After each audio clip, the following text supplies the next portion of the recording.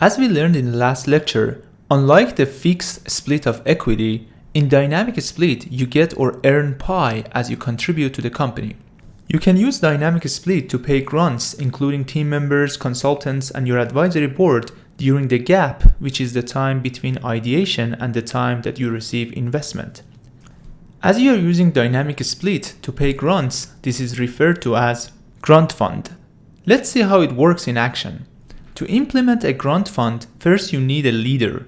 Most of the time, the leader is the person that started the idea or someone who cares enough about the idea to go out and take action. In fact, the leader is someone who takes the shot. The leader is in charge of managing the grunt fund and hiring or getting rid of unproductive grunts. After appointing the leader, the second thing is to find the theoretical relative value for contributions of the grunts.